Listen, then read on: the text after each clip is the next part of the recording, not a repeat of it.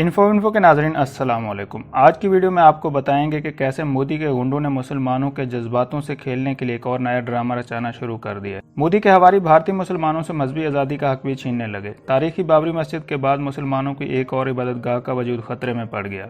इंतहा पसंद हिंदुओं ने मुसलमानों के खिलाफ एक और इकदाम उठाने का फैसला कर लिया। कुवैत ने भारत को बड़ा सरप्राइज दे दिया। सऊदी अरब के बाद कुवैत ने भी भारत पर बिजलियां गिरा दी। मोदी सरकार के बड़े बड़े रहनुमा सर पकड़कर बैठ गए। कुवैत ने इंतहा पसंद मोदी से मासूम कश्मीरियों के खून के साथ होली खेलने का बदला ले लिया।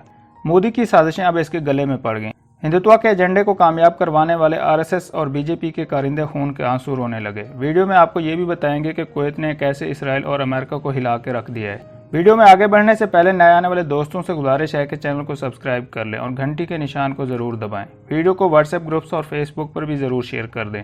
नाज़रीन अकराम, मोदी सरकार पूरी दुनिया पर हुक्मरानी के ख्वाब देखने लगी। मोदी की हुकूमत आने के बाद भारत के कभी पूरे ना होने वाले ख्वाबों को मजीद तकवीत मिली। मोदी ने भारत में रहने वाले हिंदुओं को इस बात की झूठी उम्मीद दिलवाई है कि अब जो मेरी हुकूमत आई है इसमें हम भारत और हिंदुओं के लिए ऐसी पॉलिसियां बनाएंगे जिसके जरिए दुनिया पर हुक्मरानी की राह को हमवार किया जाएगा। मोदी के ये वहम गुमान में भी ना रहा कि भारत में अब भी एक अक़लियत ऐसी मौजूद है जिसकी तादाद 25 करोड़ के करीब है। इनके भी कुछ हकूक हैं और इसके अलावा मोदी ताकत के नशे में धुत होकर ये भी भूल गया कि इसके हमसाये में 2 एटमी ताकत रखने वाले मुल्क भी हैं जिनके साथ मिलकर चलना होगा, ना कि इनके खिलाफ कोई नया ड्रामा रचाना होगा।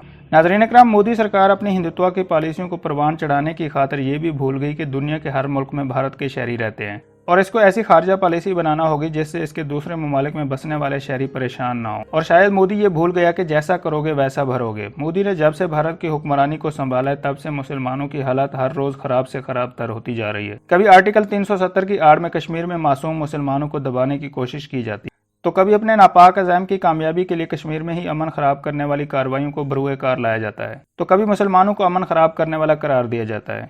कभी भारतीय मुसलमानों को भारत छोड़कर पाकिस्तान में रहने का कहा जाता है। ये बात यहाँ पर ख़त्म नहीं होती, बल्कि भारत को दुनिया भर से अपनी फिल्मों के जरिए बहुत ज़्यादा पैसा कमा कर देने वाले खान्स को भी यह कहा जाता है कि दुनिया भर में हिंदुत्व के नज़रिए को इस तरह पेश किया जाए कि दुनिया दंग रह जाए। गौ माता के नाम पर मुसलमानों की जिंदगियों के साथ खिलवाड़ किया गया और इनके गलों को काटा गया। नाज़रीन अकराम, अब बात भारत तक नहीं रही। अगर ये भारत तक रहती तो शायद बात किसी हद तक दब जाती, लेकिन मोदी ने उल्टा पाकिस्तान और चीन की फ़िज़ाई हदूद की खिलाफ वर्जियाँ करना भी शुरू कर दी हैं। पाकिस्तान और चीन ने मोदी सरकार को बाज आने को कहा, लेकिन मोदी के सर पर घर में घुसकर मारने का जुनून सवार था। लेकिन मोदी की सारी हवा उस वक्त निकल गई जब पाकिस्तान ने 27 फरवरी को इबरतनाक शिकस्त दी और भारत की सरकार अपने 2 जहाज़ों को खो बैठी। लेकिन इसके बावजूद भी मोदी सरकार बाज ना आई और इसने पाकिस्तान के मजबूत तरीन दोस्त को तंग करने के लिए इसके खिलाफ महाज खोल दिया। मकार मोदी ने चीन के साथ जंग का आगाज कर दिया, जिसके बाद चीन ने भारत को ऐसी मात दी है कि मोदी और इसकी अस्करी क़यादत में इख्तलाफात बढ़ गए और मोदी की फौज को 20 लाशों का तोहफा चीन की तरफ से मिला। चीन ने इसके इलाकों पर कब्जा कर लिया। मोदी सरकार ने सारी दुनिया के सामने अपनी फौज को नंगा कर दिया और अब जब मुंह की खाना पड़ी तो मोदी के हवारी बार बार चीन को मुज़ाकरात की पेशकश कर रहे हैं। नाज़रीन कराम, शाही मस्जिद ईदगाह को मस्मार करने की खबरें सामने आने के बाद मुसलमानों में तशवीश की लहर दौड़ गई। मुसलमानों की तंजीमों और all India Muslim personal law board और असदुद्दीन अवैसी की जमात ने मोदी सरकार के खिलाफ दबंग ऐलान करते हुए कहा है कि मोदी के गुंडों को ऐसा कुछ नहीं करने दें। बीजेपी और आरएसएस ने जो मजहबी मुनाफरत का बाजार गर्म किया था अब वो पूरे भारत में फैल गया है, जिसकी वजह से अब नाम नेहाद देव मुरारी जैसे मुसलमानों के खिलाफ हर वक्त जहर उगलते रहते हैं। अब बीजेपी और आरएसएस के नक्शे कदम पर चलने की कोशिश कर रहे हैं, लेकिन हम इनको इसके मकसद में किसी सूरत कामयाब नहीं होने देंगे। असदुद्दीन अवैसी ने कहा है कि शाही मस्जिद ईदगाह एक तारीखी हैसियत की हामिल मस्जिद है और इसको किसी सूरत भी मस्मार करने की कोशिश किसी को करने नहीं देंगे। अगर मुरारी के हवारियों ने ऐसी कोई गलती की तो फिर इनको ऐसा सबक दिया जाएगा जो इनकी नस्लें भी 7 जन्मों तक याद रखेंगी। अब इंतहा पसंद ज़हनियत रखने वाले हिंदुओं के अज़ाइम के खिलाफ मुसलमान सीसा पलाई दीवार बनकर खड़े होंगे। नाज़रीन अकराम, अयोध्या में बाबरी मस्जिद पर कब्जे और मंदिर की तामीर के बाद इंतहा पसंद हिंदू ने मथुरा में तारीखी शाही ईदगाह मस्जिद को भी श्री कृष्णा की जन्मभूमि करार देकर मंदिर बनाने के लिए 13 एकड़ से ज्यादा जमीन पर मलकियत का दावा दायर कर दिया है। रियासत उत्तर प्रदेश में आगरा से तकरीबन 50 किलोमीटर और दिल्ली से 145 किलोमीटर दूर शहर मथुरा में वाक़ तारीखी शाही ईदगाह मस्जिद के खिलाफ श्री कृष्ण ने भी बाबरी मस्जिद की तर्ज पर अदालत का दरवाजा खटखटाया है। दरख्वास्त में कहा गया कि यह श्री कृष्ण की जन्मभूमि है जिस पर मुगल दौर में कब्जा करके मस्जिद और ईदगाह तामीर की गई थी। अब चूंकि बाबरी मस्जिद केस का फैसला आ चुका है और मस्जिद की जगह मंदिर की तामीर का हुक्म दिया जा चुका है, इसलिए श्री कृष्ण की जन्मभूमि पर भी मंदिर कायम किया जाए। दरख्वास्त में इंतहा पसंद हिंदू ने मंदिर की तामीर के लिए ईदगाह की 13 एकड़ से ज्यादा जमीन मांगी। दरख्वास्त वकील रजना अग्निहोत्री ने दायर की है। काबिल अज़ीम इलाहाबाद में अखिल भारतीय अखाड़ा परिषद की मीटिंग में साधु संतों ने मथुरा में कृष्ण जन्मभूमि और काशी विश्वनाथ मंदिर की तामीर का फैसला किया था। वाज़ेह है कि भारतीय कानून के तहत 15 अगस्त 1947 के बाद से जो मजहबी मकामात जिस फिरके से वाबस्ता थे वो मुस्तकबिल में भी इसकी मलकियत रहेंगे।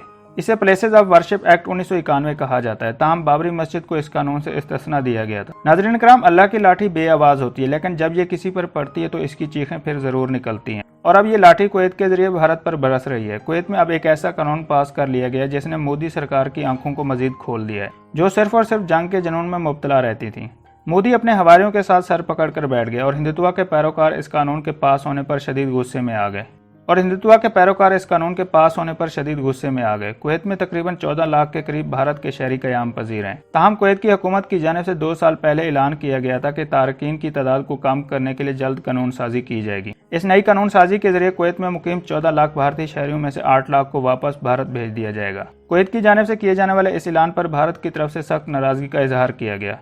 कुवैती हुकूमत ने तारकीन वतन की तादाद कम करने के लिए मसौदा कानून की मंजूरी दे दी है। नाज़रीन कराम, कुवैत के हुकाम मुल्क में तारकीन वतन मजदूरों की तादाद को कम करने के लिए क्रैकडाउन कर रहे हैं और ये कानून भी इस सिलसिले की एक कड़ी है। इस कानून का मकसद कुवैत में तारकीन वतन बिलखसूस गैर हुनरमंद अफराद की अफरादी कुव्वत को कम करना है और कुवैत की आबादी की तश्कील नौ है, क्योंकि मुल्क में गैर मुल्कियों की तादाद मकामी अफराद से कहीं ज्यादा है। इस कानून का इतलाक किसी सूरत में भी खलीजी ममालिक के शहरों पर नहीं होगा। इस जुमरे में ताल्लुक रखने वाले गैर मुल्कों की तादाद 10 लाख के लगभग है। कुवैत की असम्बली और हुकाम ने गुज़श्ता दिनों तारकीन वतन की तादाद में कमी करने के लिए मुतादिद कवानीन की मंजूरी दी है। अभी नए मसौदा कानून में वाज़ेह नहीं किया गया कि तारकीन वतन की तादाद में कितने फीसद कमी की जाएगी और ये सारा फैसला कुवैत की हुकूमत पर छोड़ दिया गया है।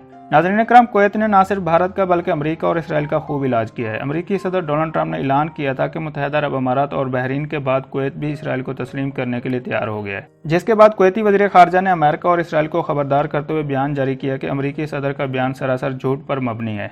अमेरिकी सदर की तरफ से इसराइल से ताल्लुकात से मुतल्लिक बयान कुवैत को ब्लैकमेल करने के लिए एक हुकूमती कोशिश है और कुवैत पर दबाव बढ़ाने की एक मज़मूम कोशिश भी है, जो कभी भी कामयाब नहीं हो सकेगी। कुवैती हुकाम की जानिब से जारी करदा बयान में कहा गया कि फ़लस्तीनियों की आज़ादी तक इसराइल के साथ किसी किस्म के ताल्लुकात की बहाली के बारे में सोचा भी नहीं जा सकता। नाज़रीन कराम, कुवैत की 41 सरकर्दा तंजीमों और मजहबी जमातों ने पार्लियामेंट से मुतालबा किया है कि इसराइल को तस्लीम करने के हवाले से इक़दामात को कानूनन जुर्म करार दें। 41 तंजीमों की जानिब से मुश्तरका बयान भी जारी किया गया, जिसमें कहा गया कि इसराइल के साथ हर किस्म के ताल्लुकात की मुखालफत करने और नाम निहाद अमन मुआहदों से बाज रहने का मुतालबा कुवैत के हुकाम से किया गया है। दोस्तों, वीडियो पसंद आई है तो लाइक और कमेंट करना मत भूलें और अगर अभी तक आपने चैनल को सब्सक्राइब नहीं किया तो सब्सक्राइब कर लें और घंटी के निशान को ज़रूर दबाएं। वीडियो को व्हाट्सएप ग्रुप्स और फेसबुक पर भी ज़रूर शेयर कर दें।